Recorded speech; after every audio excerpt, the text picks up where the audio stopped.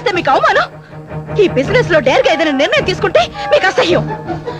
నా చదువుని, సంస్కారాన్ని, సభ్యతను చూసి మీకు ఇన్ఫీరియారిటీ కాంప్లెక్స్. అలా అనుకోవడం నీ అహంకారం.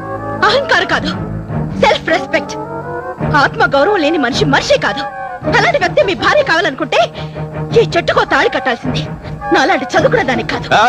చదువు చదువు చదువు. లోకంలో ఉన్న చదువుని చదివేసి విడిచిపడుతున్నావా? లోకంలో ఉన్న చదువు అంతా నేను చదవలేదు, కానీ మిమ్మల్ని మాత్రం పూర్తిగా చదివాను.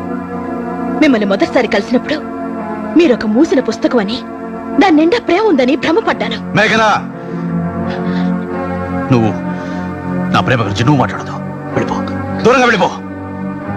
వెళ్ళిపో అని బెదిరిస్తే బెదిరిపోవడానికి నేనేం భయపడే మనిషిని కాను. కానీ పెళ్లి అనే గొలుసు మన ఇద్దరిని కట్టిపడేసింది. అదంత సులభంగా తెగదు. ఎందుకు తెగదు? వివాహ జీవితం కాలడం ప్రారంభించాక విడాకులు పెట్టుకోవడం చాలా